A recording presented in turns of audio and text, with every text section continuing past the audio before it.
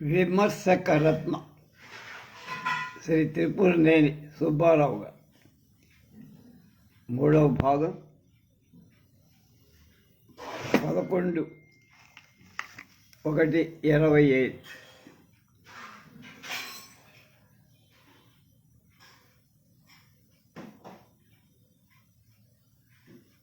మంత్రి ప్రగడ వీరభద్రరావు గారి రచన. కవిరాజు రామస్వామి చౌదరితో కొడుకు గోపీచంద్ గారితో సుబ్బారావు గారికి గల అత్యంత సన్నిహిత సంబంధమే వాళ్ళ జీవిత చరిత్రను రచించటానికి ప్రేరేపించింది. సుబ్బారావు గారు రామస్వామి గారి వద్ద చదువుకున్నప్పటికీ వారిని రచయితగా విమర్శకునిగా చేసిన ఘనత గోపీచంద్కే దక్కుదు. సారస్వత గ్రంథ సుబ్బారావు గారు సుప్రసిద్ధ రచయితే కాక పరిశోధనలో అందవేసిన చెయ్యి. మహామనీషుల జీవిత సాహిత్యాలను తరచు చూసి పరిశోధనాత్మకమైన దృష్టితో వాళ్ళ జీవిత చరిత్రలు రచించారు. ప్రాచీన అర్వాచీన ఆంధ్ర వాంగ్మయానికి చెందిన వ్యాసాలను ఆంధ్రాభ్యుదయంలో పొందుపరి ఇందులోని సాహిత్య నిర్మాతల సంస్కరణ మహాంధ్రోద్యమం అనే 2 వ్యాసాలు సుబ్బారావు గారి పరిశోధనా శక్తికి తిరుగులేని ఉదాహరణ. సాహిత్య నిర్మాతల సంస్మరణ అనే వ్యాసంలో విప్లవోద్యమానికి సాహితీవేత్తలు ఏ విధంగా దోహదం చేసింది వ్యక్తం చేశారు. కందుకూరి, గురదాడ, కొమర్రాజు, కాశీనాథుని, పారిపురోలు, చిలకమర్తి, బసవరాజు, గరిమెళ్ల, త్రిపురనేని, దువ్వూరి, జాషువా, తుమ్మల, దాశరథి నారాయణరెడ్డి, కాళోజీ, ఆరుద్ర మొదలైన సాహితీవేత్తలు నవ సమాజ నిర్మాణానికి ఏ విధంగా పునాదులు వేసింది చెప్పారు. అన్నిటికంటే మిన్నగా వ్రాయబడింది ఆ ఆంధ్ర ఉద్యమం అనే వ్యాసం. చరిత్ర పరిశోధించి ఆంధ్ర రాష్ట్ర వాంఛ ఎప్పుడు ప్రారంభమై ఏ విధంగా అభివృద్ధి చెందింది పేర్కొన్న 1911లో గుంటూరులోని సబ్ కోర్టులో అటెండర్ ఉద్యోగానికి జరిగిన కుంభకోణమే ఆంధ్ర రాష్ట్ర వాంఛకు దోహదం కాసింది. అదే నాంది అని కూడా సుబ్బారావు గారు చెప్పారు. తర్వాత 1913లో ఆంధ్ర మహాసభ ప్రాదుర్భవించడం, కాశీనాథుని, ముట్నూరి, కొమర్రాజు, పట్టాభి, ఆచార్య రంగా, అయ్యదేవర ఆంధ్ర రాష్ట్ర ఉద్యమానికి ఏ విధంగా దోహదం చేసింది సమగ్రంగా వ్రాశారు.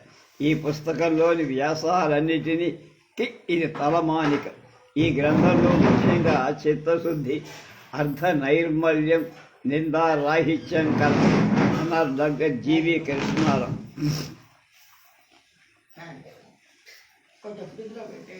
ఇందులో రచనా విధానం శిష్ట వ్యవహారంలో సొగసుగా ఉంది అన్నారు మహాకవి దాశరథి. ఆంధ్రాభ్యుదయంలోని వ్యాసాలన్నీ తెలుగు సాహిత్య సంపద పెంపొందించేవిగా ఉన్నాయని చెప్పడంలో సందేహం లేదు అన్నారు గోల్కొండ పత్రిక సంపాదకుడు నూకల నరోత్తమరి. ఇందులోని వ్యాసాలని గోల్కొండ పత్రికలో ప్రకటితమైన ప్రాచీన ఆధునిక సాహిత్యాలలో రచయిత గల ప్రవేశ అభిమానాన్ని ఈ వ్యాసాలు తార్కాణంగా ఉన్నాయి అన్నారు ఆంధ్రప్రదేశ్ సాహిత్య అకాడమీ కార్యదర్శి దేవులపల్లి రామానుజరావు గారు. కవిరాజు జీవితం సాహిత్యం. కవిరాజు త్రిపురనేని రామస్వామి చౌదరి గారు ధర్మాన్ని రమణీయంగా ప్రకటించారు. ఆయన భగవంతుడి పేర జరిగే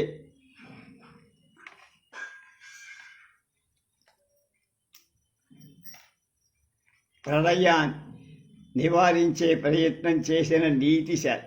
పరిమితమైన ధర్మాన్ని వాడుకకు తెచ్చి పురాణంలోని అధర్మాలను బట్టబయలు చేసిన సత్యవాది. హైందవ సంస్కృతి యథార్థ దృష్టితో పరిశీలించిన ధర్మవేత్త.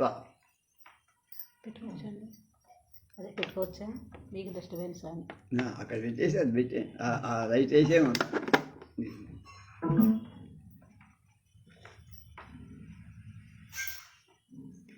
అలాంటి రామస్వామి చౌదరి గారి శిష్యులై జ్ఞాతిశ్చేదన లేన కిమ్మని సూక్తిని కళ్ళ చేస్తూ అబద్ధం చేస్తూ వారి జీవి చరిత్ర చాలా మనోహరంగా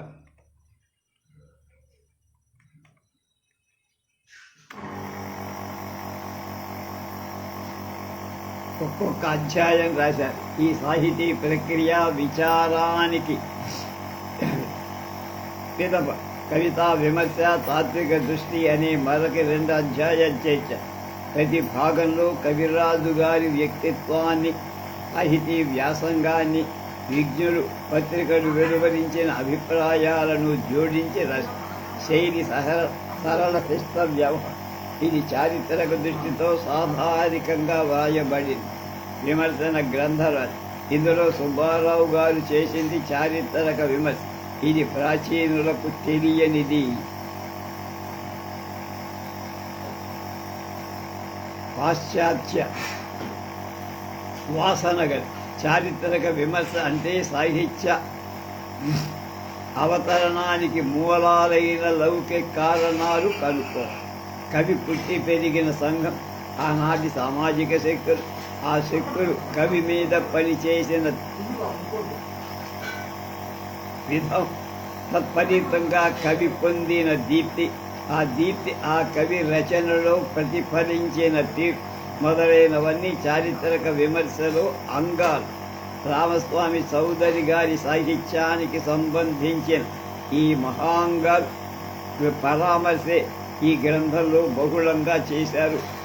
సుబ్బారావు గారు రచించిన కవిరాజ జీవితం సాహిత్యం చదువుతున్నప్పుడు భాస్కర్ రాసిన జాన్సన్ జీవిత చరిత్ర జ్ఞాపకానికి వస్తోంది అన్నారు ఆవుల సాంబశివరావు గారు.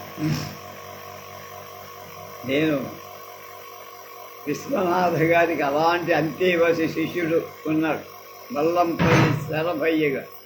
ఆ శరభయ్య గారిని ఇలాగే అందించారు.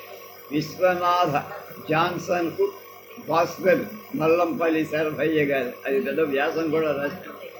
తర్వాత కవిరాజు జీవితము సాహిత్యం జీవిత చరిత్రలో తురాయి వంటిది అన్నారు డాక్టర్ సి నారాయణ. కవిరాజు గారిని ఆంధ్రలోకానికి మొదటగా పరిచయం చేసిన సుబ్బారావు గారే చేసింది అని పండిత గొర్రెపాటి వెంకట సుబ్బయ్య, ఈయన కూడా చలం మీద వాళ్ళ మీద చాలా రాశారు. గోపీచంద్ జీవిత చరిత్ర కవిరాజు రామస్వామి గారు అబ్బాయే గోపీచంద్, గోపీచంద్ కొడుకే సాయి చంద్ సినిమా నటుడు. ఉత్తమ కథా రచయితగా, నవలాకారుడుగా, తత్వవేత్తగా ఆంధ్ర సాహిత్య ఆకాశంలో 3 దశాబ్దాలు ద్వాజ్వల్యమానంగా ప్రకాశించిన ప్రతిభాశాలి గోపీచంద్. ఆంధ్ర సాహిత్య క్షేత్రంలో చెరగని ముద్ర వేసిన గోపీచంద్ గారి బహుముఖ శ్రేముషిని అంశతః వింగడించి గ్రంథ రూపంలో అందించిన తొలి కీర్తి సుబ్బారావుకే దక్కింది. గోపీచంద్ పక్కపక్క నవ్వినప్పుడు, నింగి వైపు చూపులు రువ్వినప్పుడు, నలుగురిలో పలికినప్పుడు, 4 గోడల మధ్య నలిగిపోతూ గుండె పొరలు విప్పి చెప్పినప్పుడు విన్న విషయాలు, కనుగొన్న అనుభవాలు ఎంతో అందంగా ఈ గ్రంథంలో పురోధి చేశారు సుహృన్మణి సుబ్బారావు గారు. ఆంధ్రమునందరి విమర్శనాత్మకములైన జీవిత చరిత్రలలో దీనికి విశిష్టమైన స్థానం ఉంది అన్నారు ఉస్మానియా విశ్వవిద్యాలయ ఆంధ్ర శాఖాధ్యక్షులు ఆచార్య దివాకర్ల వెంకటావధాని గారు. గోపీచంద్ గారి బహుముఖ వ్యక్తిత్వాన్ని పనసతన ఒలిచినట్టు చూపుతుంది ఈ గ్రంథం. ఆయన మౌలిక రచనలలోని పూర్వాపరాలకు నిలువుటద్దం లాంటిది ఈ గ్రంథం అన్నారు నవ్యాంత మహాకవి డాక్టర్ సి నారాయణ రెడ్డి. మీరు రచించిన గోపీచంద్ జీవిత చరిత్ర చదువుతున్నంతసేపు గోపీచంద్ మీ పుటల నుండి తొంగి చూస్తూ నన్ను పలకరిస్తున్నట్టుగా ఉంది అన్నాడు ఆంధ్రజ్యోతి సంపాదకుడు నార్ల వెంకటేశ్వర. కవిరాజు గోపీచంద్ గారు నా ఎరుకలోని వాళ్ళైన మీ సమీక్షం వల్ల నేను ఎరుగని ఎన్నో విషయాలు తెలుసుకున్నాను. మీ పరిశ్రమ కొనియాడదగి, మీ పలుకు తెలుగువాని గుండెకు సూటిగా తాకుతూ ఒక విశిష్టతను తాకుతారు. మీది సజీవమైన వ్యవహారిక భాష. మీరు సత్యాన్ని విమర్శకులు అన్నారు. అభినవ తిక్కన కళా ప్రపూర్ణ శ్రీ తుమ్మల సీతారామమూర్తి చౌదరిగా. హరి పురుషోత్తం జీవిత చరిత్ర. హరి పురుషోత్తం గారు ప్రఖ్యాత నాటకకర్తగా, సంస్కర్తగా, కవిగా, అష్టావధానిగా, ఉత్తమ ఉపాధ్యాయులుగా, భగవద్భక్తులుగా, సంఘానికి అమూల్యమైన సేవ చేసినవారు. అలాంటి హరి పురుషోత్తం గారి జీవిత సాహితీ విశేషాల సుబ్బారావు గారు ఉదయంగమంగా చిత్రించారు. ఇందులో మహామంత్రశాస్త్రవేత్త హరి బుచ్చయ్య గారి లీలలు, లక్ష్మీపతి గారి గరుడ పక్షికి గల సంబంధం మొదలైన సంఘటన చదువుతుంటే ఆసక్తికరంగా ఉంటుంది. మరుగుపడిన పాణిక్యమైన అష్టావధాని హరి పురుషోత్తమం గారికి సూచి సుబ్బారావు గారు వ్రాసిన వ్యాసాలు ధారావాహికంగా గోల్కొండ పత్రికలో ప్రకటనమయ్యాయి. ఈ విధంగా హరి పురుషోత్తమ గారిని వెలుగులోకి తీసుకొచ్చిన ఘనత సుబ్బారావు గారికే దక్కే. తిరుపతినేని సుబ్బారావు గారు జీవిత చరిత్ర వలన అసిధారావ్రతం, జీవిత చరిత్ర రచన అసిధారావ్రతం. అలాంటి దాన్ని సుబ్బారావు గారు క్రీడాప్రాయంగా, అంటే బంతాటాడినట్టు తేలిగ్గా నిర్వహించారు అన్నారు మా గురువు గారు పాటి బండ మాధవ శర్మ గారు. నేను ఇంటర్ చదివేటప్పుడు ఫస్ట్ ఇయర్, సెకండ్ ఇయర్ ఆయనే మాకు తెలుగు లెక్చరర్, మహానుభావం. ఈ గ్రంథాన్ని శ్రీకృష్ణదేవరాయాంధ్ర భాషా నిలయంలో డాక్టర్ దివాకర్ల వెంకటావధాని ఆవిష్కరించారు. నవ్యాంధ్ర కవిబ్రహ్మ జీవిత చరిత్ర. ఆంధ్ర సాహితీ క్షేత్రంలో తన కలమే ఫలంగా రసవత్ కవితా కేదారాలు పండించిన కవిహాలిగుడు ఏతుకూరి వెంకట నరసయ్య గారు. వారి కవిత జీవిత సాహిత్యాలను చక్కని సమీక్షా గ్రంథాన్ని రాసిన వారు తిరుపతినేని సుబ్బారావు. 1969-70 ఈ గ్రంథ ప్రచురణకు ఆంధ్రప్రదేశ్ సాహిత్య అకాడమీ వారు 1000 రూపాయలు ఇచ్చి సుబ్బారావు గారిని ప్రోత్సహించారు.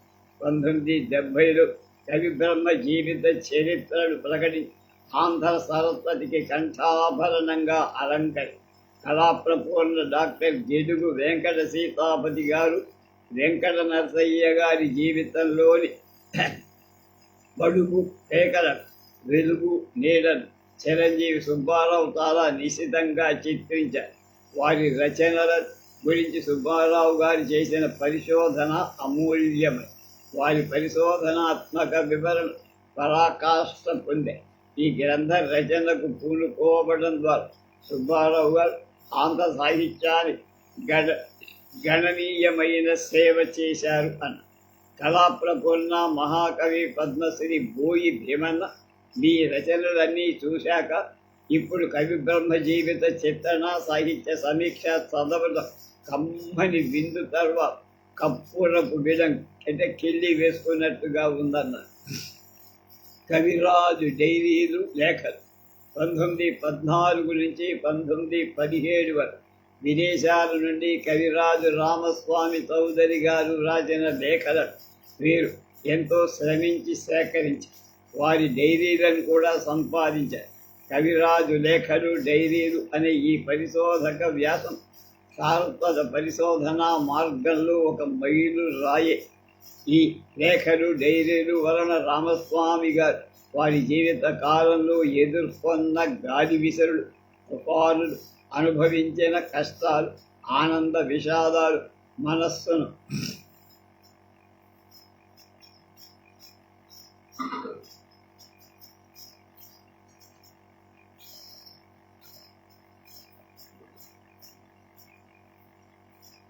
మడిచి వేసిన ఆప్యాయతలు, అనురాగాలు, ఆదర్శాలు, ఆంతర్యాలు, అనుభూతులు ద్యోతకము. ఈ లేఖలు డైరీలు ఆనాటి సామాజిక వ్యవస్థ దర్పణం లాంటి. వీరిలోని ప్రతి సన్నివేశం, సంఘటన కాలగర్భంలో కలిసిపోయిన మధుర స్మృతులను జ్ఞప్తికి తెస్తాయి. ఈ లేఖలు డైరీలు కవిరాజు రామస్వామి గారిని గురించి, ఆయన వ్యక్తిత్వపు వైశిష్ట్యాన్ని గురించి, అమూల్యమైన విషయాలు వెల్లడిస్తారు. శ్రీ సుబ్బారావు కేవలం రచయితే కాక ఈ గ్రంథ ప్రచురణలో పరిశోధకులకు కూడా గోచరించారు అన్నారు ఆస్థాన కవి పద్మభూషణ్ కవి సమ్రాట్ విశ్వనాథ సత్యనారాయణ. 1956 నుండి 66 వరకు ఆంధ్రప్రభ, ఆంధ్రజ్యోతి, గోల్కొండ దినపత్రికలలో ప్రచురింపబడిన సుబ్బారావు గారి సాహిత్య వ్యాసాలు దక్కన్ క్రానికల్లో ప్రకటింపబడిన సంక్షిప్త జీవిత చరిత్ర చిత్రణ సమకాలీన పండిత కవుల దృష్టిని ఆకర్షించాయి. వాటిని ఆలోచన నిమగ్నులను చేశాయి. ఈయన త్రిపనేని సుబ్బారావు గారైతే బందర్ హిందూ కాలేజీలో హిందీ హెడ్ ఆఫ్ ది డిపార్ట్మెంట్గా చరసాని సుబ్బారావు గారు ఉండేవారు. ఆయన చాలా గొప్ప రచయిత, హిందీలో చాలా నిధి అని. రేడియో ప్రసంగ ఆకాశవాణి హైదరాబాద్ కేంద్రం నుండి సుబ్బారావు గారు రచించిన అనేక రూపక కథానిక ప్రసంగాలు ప్రసారం చెయ్యబడి గాంధీజీ శత జయంతి సందర్భంగా వీరు ప్రత్యేకంగా గాంధీని మహాత్ముడు సాంఘికాభివృద్ధి, మహాత్ముడు గ్రామ స్వరాజ్యం, గాంధీ చూపిన వెలుగుబాటు, నిరాడంబరత మొదలైన ప్రసంగాలు చేశారు. బంజారీలను గురించి వీరి పరిశోధనాత్మకమైన రేడియో ప్రసంగం 4/2/1971లో వెలువడి వీరు రచించిన యాత్రా స్థలాలు నాగార్జున సాగర్, కొత్త దారి, ఉగాది, విజయదశమి మొదలైన రూపకాలు ఆకాశవాణి నుంచి ప్రసారాలయ్యాయి. అసంఖ్యాకమైన శ్రోతల ప్రశంసలు పొంది వీరు రచించిన కథానిక శిక్షలేని నేరం, సాహిత్య నందిని కార్యక్రమంలో 27/9/1968 ప్రసారమై ఎందరో మహానుభావులని శీర్షిక కింద గిడుగు రామమూర్తి పంతులు గారి గురించి వీరు చక్కని ప్రసంగం 26/9/71 చేశారు.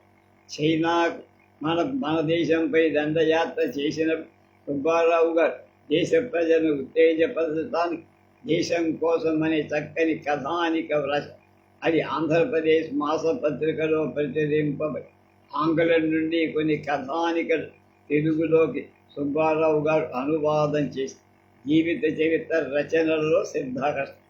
జీవిత చరిత్ర రచనకు గమనార్హమైన ముఖ్యాంశాలు వాస్తవంగా ఉదాత్తంగా సేకరించబడ్డప్పుడే అలాంటి రచన మహావ్యక్తి యొక్క జీవిత విశేషాలు ప్రజా బాహుళ్యానికి మార్గదర్శకాలై పాఠకులను ప్రభావితం చెయ్యగలరు.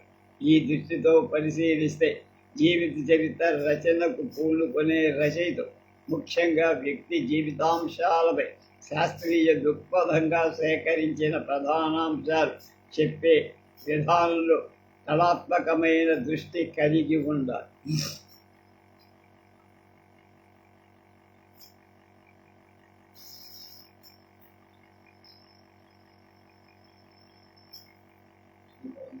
అంటే జీవిత చరిత్ర వ్రాసే రచయిత విశిష్టమైన సాహితీ శాస్త్రజ్ఞుడిగా, సాహితీ శిల్ప కళాకోవిదుడుగా అప్పుడే జీవిత చరిత్ర ఆ మహావ్యక్తి యొక్క వ్యక్తిత్వాన్ని యథాతథంగా చిత్రిస్తుంది.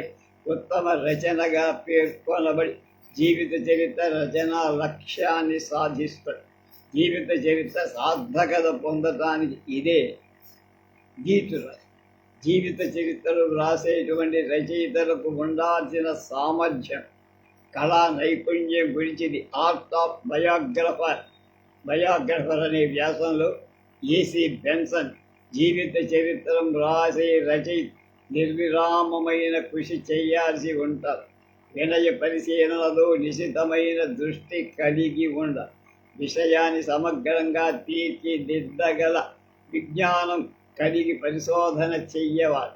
జీవితంలో విషయ పరిగ్రహణలు ఔచిత్య అనౌచిత్యాలను గుర్తించి రచనలో వైవిధ్యాన్ని, నిష్పాక్షికతను, సభ్యతను ప్రకటించి అభిమానాన్ని, ఊహా చిత్రణాన్ని కూడా విడిచిపెట్టాలి. ఈ దృష్టితో చూస్తే సుబ్బారావు గారిలో పై పేర్కొన్న లక్షణాలన్నీ పుష్కలంగా ఉన్నాయంటున్నారు దీన్ని రాసినటువంటి వారు.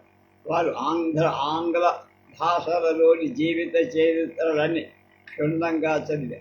ఆంగ్ల భాషలో మీరు చదివిన ఉత్తమ జీవిత చరిత్రలు చెప్పగలరా అని ఇప్పుడు ఈ వ్యాసం రాస్తున్న ఆయన అడిగితే సుబ్బారావు గారు చిన్న నవ్వుతూ ఆంగ్ల వాంగ్మయ చరిత్రలో భాస్కర్ రచించిన జాన్సన్ జీవిత చరిత్ర అత్యుత్తమమైందిగా గుర్తింపబడ్డారు. అందరికీ అదే, నాకు కూడా.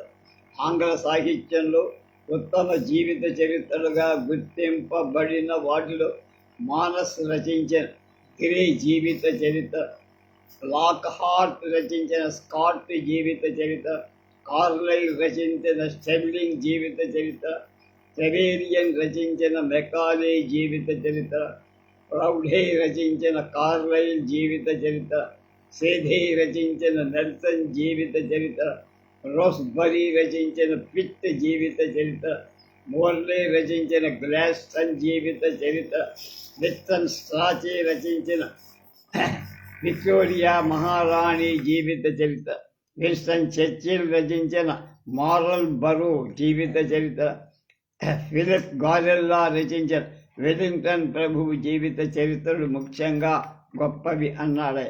ఆంగ్ల సాహిత్యంలో లాగానే ఆంధ్ర సాహిత్యంలోని ఉత్తమ శ్రేణికి చెందిన జీవిత చరిత్రలు కొన్ని చెప్పండి అని అడిగితే కొన్ని జీవిత చరిత్రలు కూడా సమగ్రమైనవి, క్లిష్టమైనవి కావు. అందుకు కారణం చారిత్రక దృక్పథం ఆంధ్రులో అంతగా అలవడకపోవడం. అంచేత ఉత్తమ శ్రేణికి చెందిన జీవిత చరిత్ర జాతిని ఉత్తేజపరచగలి, ఉత్సాహంగా పఠింపదగినవి, ప్రశంసార్హమైన పద్ధతిలో రచించినవి కనపట్టలేదన్న నిర్మోహమ. జాతిని జాగృతం చేసి యుగ వైతాళికులుగా పేరు పొందిన మహాకవులు, మేధావులు, పండితులు ఎందరో ఉన్నారు. అయినా మన దురదృష్టము అన్నట్లుగా ఇవాల్టి వరకు ఆ మహాపురుషుల జీవిత చరిత్ర సమగ్ర రూపంలో రాలా. ఇది చాలా శోచనీయ విషయం అన్నారు. సంపూర్ణం సమగ్రమైన జీవిత చరిత్రలు ఏ విధంగా ఉండాలో కొంచెం వివరిస్తారా సుబ్బారావు గారు అని అడిగాడు. ఈ పుస్తకాన్ని రచించారు. ఉత్తమ జీవిత చరిత్రల రచన అవసరం. నేను ఇవాళ ఎంతో అవసరం ఉంది కనుక మహాపురుషుల జీవిత చరిత్రలు రాసేటప్పుడు వాళ్ళు జీవించిన కాలం, ఆనాటి ఆచార వ్యవహారం, ధర్మాధర్మాలు, ఆనాటి రాజకీయ, సాంఘిక, ఆర్థిక స్థితిగతి, వాటి మీద ఆ మహావ్యక్తులు ప్రభావితులైన విధానం, ఏ కవులు రచయితలు వారిని ప్రభావితాలు చేసింది, లేక వారి ఆయా వ్యక్తుల జీవిత విధానం వల్ల ప్రభావితులైన ప్రజ్ఞావంతులుగా తీర్చిదిద్దబడింది మొదలైన విషయాలు నిశితమైన చారిత్రక దృష్టితో పరిశీలించి రాయాలి. అలాంటి జీవిత చరిత్రే సంపూర్ణమైంది, సమగ్రమైంది అని చెప్పచ్చన్నారు తిరుపతినేని సుబ్బారావు. జీవిత చరిత్రలు పఠించటం వల్ల కలిగే ప్రయోజనాన్ని మీరు చెప్పగలరా అంటే, ఒక మహాపురుషుడి జీవిత చరిత్ర వల్ల కలుగు ప్రభావం అంతా ఇంత అని చెప్పలేం. జాతిని జాగృతం చేసి ఉత్తేజపరి ధీశక్తులుగా రూపొందించగల శక్తివంతులమైన జీవిత చరిత్రల పఠనం కలిగే ప్రయోజనం తక్కువగా అంచనా వేయకూడదు. Of all studies the most delightful and useful is biography. మహాత్ముల జీవితాలను అర్థం చేసుకొని వారి జీవిత సాహిత్యాలలోని విలువలు, వైశిష్ట్యాన్ని గ్రహించి వారి వ్యక్తిత్వములను ఆదర్శంగా తీసుకొని చైతన్యవంతులు, ప్రతిభావంతులు కావలసిన యువతరాన్ని సంఘటితపరిచి ఒక జాతిగా కూర్చి ఒక శక్తిగా తెచ్చి దేశ సౌభాగ్యానికి కృషి చెయ్యాలంటే ఆ లక్ష్య సాధన ఒక జీవిత చరిత్రల పఠనం వల్లనే కలుగుతుందని నా దృఢ విశ్వాసం అన్నారు సుబ్బారావు. జీవిత చరిత్ర రచనా ప్రక్రియలో మీరు కృషి చేయటానికి గల కారణాలు ఏవైనా చెబుతారా అని అడిగారు. వివిధ సాహిత్య ప్రక్రియలో నవల, నాటిక, కథానిక, కవితలలో నుంచి రచయితలు, కవులు ఉన్నారు. మన జీవిత చరిత్రకారులుగా పేర్కొనదగిన వారు చాలా కొద్ది మంది మాత్రమే. గొర్రెపాటి వెంకట సుబ్బయ్య గారి కొన్ని జీవిత చరిత్ర రాశ, కొన్నిటిని నేను రాశా. ఈ సాహిత్య ప్రక్రియలలో పోటీ పడే వాళ్ళ సంఖ్య చాలా తక్కువగా ఉంది. జీవితంలో కొన్ని ముఖ్య సంఘటనలతో పాటు ఆయా రచయితల కవుల సాహిత్య కృషికి కూడా జోడించి నేను వ్రాస్తున్నా. జీవిత చరిత్ర రచనకు నేను కొత్త రూపురేఖలు దిద్దాను అనుకుంటున్నా ప్రముఖ సాహితీవేత్తలు. అందుచేత ఈ సాహిత్య ప్రక్రియలో అవిరళ కృషి చెయ్యాలని నేను నిశ్చయించుకున్నా. Jack of all trades and master of none అని అనిపించుకోవడం కంటే ఈ ప్రక్రియలోనే సిద్ధహస్తులు అనిపించుకోవడం మంచిదని నా అభిప్రాయం అని ఆయన చెప్పారు. నిరంతర నిర్విరామ కృషితో బహుక్లేశాలతో కూడిన జీవిత చరిత్రలు వ్రాయడం, కావలసిన యథార్థ విషయాలు సేకరించడం, వాటిలోని సర్వజనామోదకమైన శైలిలో అందించడంలో సుబ్బారావు గారు సద్విమర్శకులుగా ఎట్లా ఉన్నారు. శిస్త వ్యావహారిక భాషలో సొగసుగా జీవిత చరిత్రను వ్రాయటమే కాక సుబ్బారావు గారు వివేచన కలిగిన విమర్శకులు కూడా. ఒక వ్యక్తి యొక్క మహిమాన్వితమైన వ్యక్తిత్వాన్ని చిత్రిస్తున్న ధీర చిత్తుడై ఆ వ్యక్తి చేసిన సాహసోపేతమైన పనులు అతి ప్రాధాన్యంగా పేర్కొన్న వాళ్ళే మంచి విమర్శ అని ఎనటోల్ ఫ్రాంక్ అనేటువంటి వాడు విధలి. శ్రీ సుబ్బారావు గారి విషయంలో ఇది అక్షరశః మహాకవుల సాహితీ గ్రంథాలు వారి జీవితాలు రచించేయడం, విశేషాలను విశ్లేషించి విశదీకరించేయడం, తులనాత్మకంగా అంటే రెండు వైపులా ఆలోచించి పరిశీలించి ఆ మహావ్యక్తి యొక్క ప్రతిభ యథాతథంగా వీరు ప్రశంసించడం కనిపిస్తుంది. సుబ్బారావు విమర్శ అంటే రచనలలో ఉండే చెడులు ఎత్తి చూపడం అనే భావం ఎక్కువైపోయి అది సరైన విమర్శన దృక్పథం కాదు. Carlyle set criticism stands like an interpreter between the inspired and the uninspired, between the prophet and those who hear the melody of his words and catch some glimpse of their material meanings, but understand not their deeper import. ఆంగ్లంలో ఒక గ్రంథం వెలువడగానే దాన్ని ప్రశంసిస్తూ విమర్శలు కోకొల్లలుగా వస్తాయి. ఆంగ్ల భాషా సంప్రదాయాన్ని అనుసరి సుబ్బారావు గారు క్రిటికల్ అప్రిసియేషన్ చేస్తారు. వ్యక్తిగతమైన విమర్శకు ఎంత మాత్రం వీరి రచనలో చోటు ఉండదు. కవి ప్రయోగించిన పదాలు, సూక్తులు ఉదహరించి కవి యొక్క పాండితీ ప్రతిభను, కళాత్మక సృజనాత్మక వాగ్విలాస్య లాస్య రీతులను లోకహితంగా విదితంగా చేస్తారు. ఇది వీరి జీవిత సాహితీ రచనా పద్ధతి. వీరు ఏ ఒక్క కవిని గురించి కానీ రచయితను గురించి కానీ ప్రతిఫలాపేక్షతో వారి జీవిత చరిత్ర వ్రాయల. సాహితీ క్షేత్రంలో నిష్కాములై అభ్యుదయ హారికులై సుబ్బారావు గారు క్లిష్టమైన శబ్దాడంబరాలతో, ఛందోబద్ధమైన బిగుంపుతో, వ్యాకరణాలంకార ప్రయోగాలతో సులభ గ్రాహ్యంగా పండితులకే గ్రాహ్యం కాగల నారికేళ పాకం వంటి శైలితో బహుళంగా వ్యాప్తిలో ఉన్న సాహితీ కావ్య వస్తు పదకోశ ద్రాక్షాపాకంగా చేసి ధారావాహినిగా మార్చి భావాన్ని తరచి పదాలు విరిచి పాఠకులకు సులభగ్రాహ్యమైన శైలిలో రచింపగల ప్రతిభావ్యుత్పత్తులు కలవారు సుబ్బ.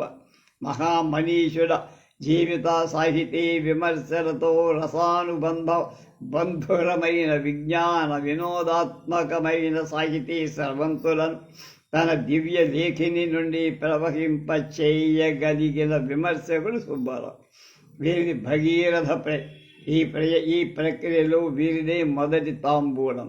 విమర్శకులకు ఉండాల్సిన లక్షణాలు ఏమైనా చెప్పండి అన్నారు.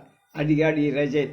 1 భావుకత, 2 నిష్పాక్షికత, 3 నిజాయితీ, 4 నిరంతర కావ్య పఠనం, 5 చారిత్రక దృక్పథం అని ముఖ్యంగా విమర్శకులకు ఉండాల్సిన లక్షణాలు అన్నారాయ.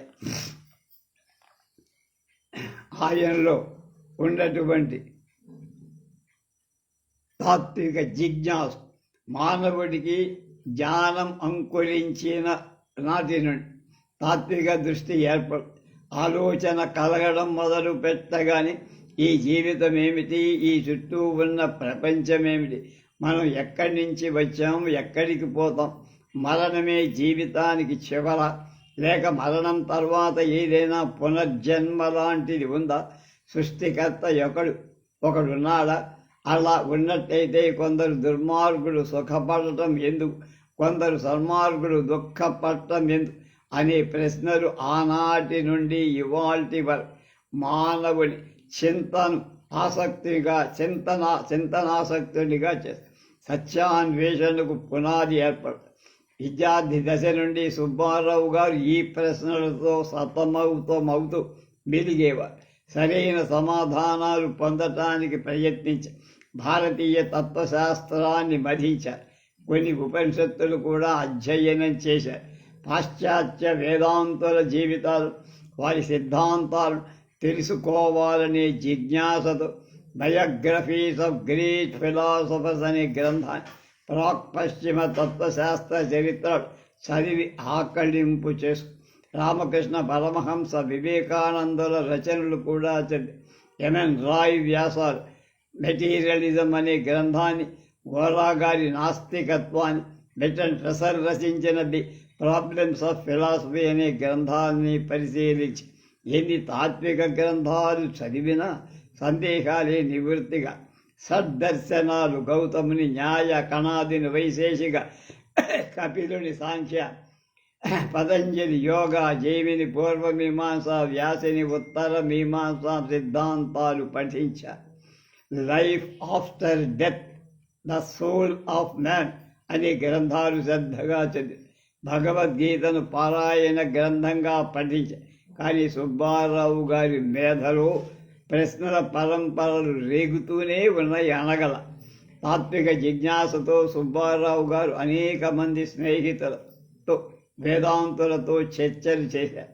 ఎవరెన్ని విధానాల సమాధానాలు చెప్పినా వాటన్నిటినీ తన హేతువాద దృక్పథంతో పరిశీలి ఒక నిర్ణయానికి వచ్చారు. సృష్టి స్థితి లయాలకు కారణమై దృగ్గోచరం కాని ఒక మహాశక్తి కలదని, ఆ శక్తి యొక్క విశ్వవ్యాపనమే ఈ అనంతమైన సృష్టి అని సుబ్బారావు గారికి ఒక అభిప్రాయం ఏర్పడి, ఈ చరాచరమైన సృష్టికి ఏది మూల కారణము, అది మునీశ్వరులకు కూడా అగోచరమైన పెద్ద వెలుగని, దాన్ని మానవుడు ఆశ్రయించేట్లుగా చేయటం ప్రపంచంలోని చెడును మోసాన్ని నిర్మూలించాల్సిన అవసరం ఉన్నదని, ఈ మాయాజాలాన్ని నిర్మూలించగలిగినప్పుడే ఆ దివ్య జ్యోతి యొక్క ప్రభావాన్ని మానవుడు సరిగా స్వీకరించగలడని సుబ్బారావు గారు గట్టిగా అభిప్రాయపడి, మానవ జీవితం ఒక ఆదర్శాన్ని కలిగి ఉండాలని సుబ్బారావు గారి అభిప్రాయం. మానవుడి దుష్ట స్వభావాన్ని వదులుకొని నీతిని, సత్యాన్ని జీవితం గడిపితే స్వచ్ఛంగా నిర్మలంగా వెలుగుతున్న జ్యోతి చేరుకోవటానికి అర్హత పొందుతాడు.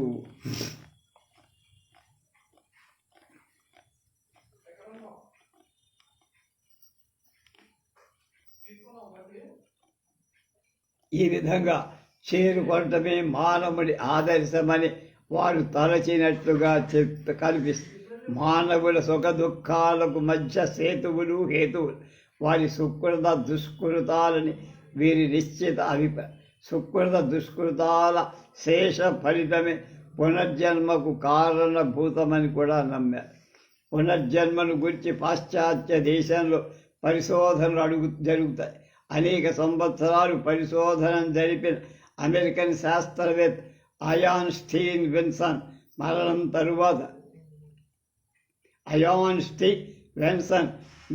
తరువాత జీవితం ఉండవచ్చన్న నిర్ధారణకు వచ్చారు. తమ పూర్వజన్మను గురించి జ్ఞాపకం పెట్టుకున్న వాళ్ళు అధిక సంఖ్య చిన్న పిల్లలే. పూర్వజన్మలో తాము నివసించిన ఇల్లు, జన్మస్థలం, తమ తల్లిదండ్రుల, స్నేహితుల పేర్లు వాడు చెప్పగలిగారు. స్వర్గ నరకాలని రెండు ఊహాజనితాలని వీరి ధ్యేయం. ప్రజలను రుజువర్తలను నడిపించటకు మేధావి వర్గం కల్పించిన అభూత కల్పనని నమ్మారు. కలిమి లేముల వలనే సుఖదుఖాలు కలుగుతున్నాయని, సుఖానికి ఆలవాలమైందే స్వర్గమని, దుఃఖభూయిష్టమైందే నరకమని ఈ రెండు ప్రతి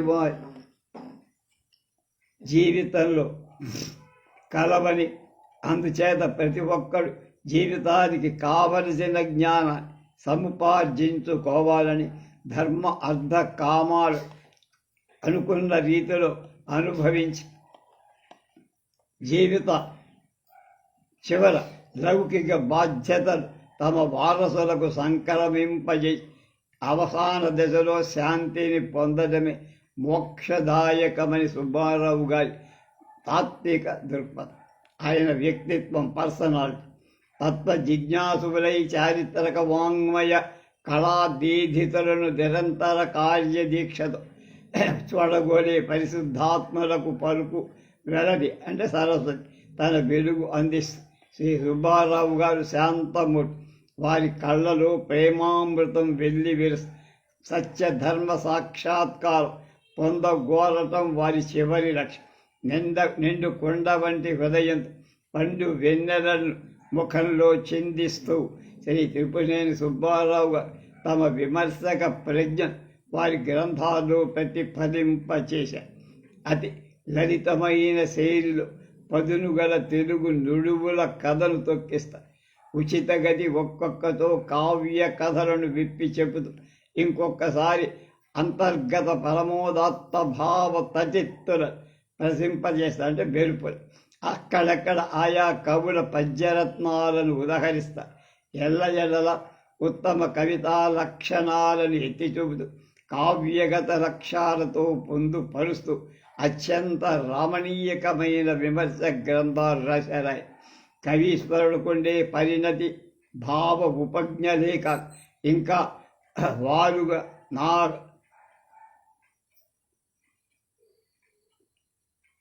నాలుగు ఆకులు నమిలిన విశిష్ట వ్యక్తి, నిశిత దృష్టి, సౌమనస్యం, విమర్శన పరుడికి ఉండాలంటారు. ఆ శక్తులన్నీ కలవారే సుబ్బారావు. వారి రసిక హృదయ కావ్య ప్రపంచానికి అంచులను ముడేసి విడిసి సారాన్ని బయటికి తీసి తాము తాగినంత తాగి పవిత్ర ప్రజా హృదయాలకు పంచివే.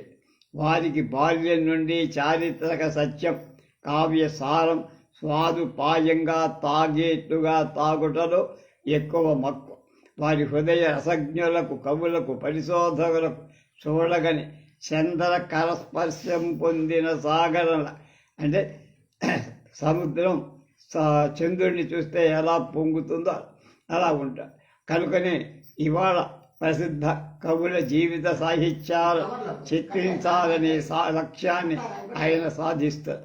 గొప్ప కప్పురంపు పలుకుల వంటి తెలుగు పదాలు వస్త్వాకారా సూటిగా తేట పరచలు సుబ్బారావు గారి రచనలలో ఉన్న అలా ఆడంబరం కొరకు పాటుపడే రచయిత అంచేత సుబ్బారావు గారి రచనలో సహజ సౌందర్యం ఉంటుంది.